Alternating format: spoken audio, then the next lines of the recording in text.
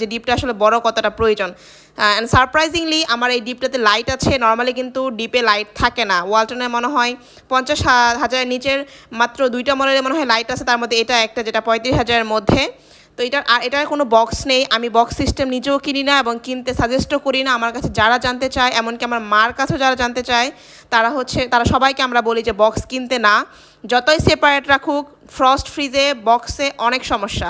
আচ্ছা, এই ফ্রিজটা কিন্তু ফ্রস্ট। আরেকটা মিসকনসেপশন আছে, আমি ফ্রিজ কেনার আগে নিজে যেটা ভুগেছি যে ফ্রস্ট তো অনেক বরফ জমে একদম পাহাড় হয়ে যায়, সেটা দা খুন্তি দিয়ে ক্লিন করতে হয়। বাট এটা একদমই রং। আমার এই ফ্রিজটাতে হচ্ছে মানে ফ্রস্ট, বাট আপনি 6 মাসে কী পরিমাণ বরফ জমে এটা আমার নেক্সট ভিডিওতে পাবেন, কারণ ফ্রিজটা আমি আজকেই ক্লিন করেছি। ক্লিন করে আমি ভিডিওটা করছি, ক্লিনিংয়ের ভিডিওটা আমি করেছি যে 6 মাসে কী পরিমাণ বরফ জমে এবং বরফটা কীভাবে ক্লিন করতে হয়, কত ইজিলি ক্লিন করা যায় সেটা আমি দেখাবো। আর এটার আমি স্পেসটা দেখাচ্ছি, হিউজ স্পেস, মানে আপনার এইটুকু হিসেবে মানে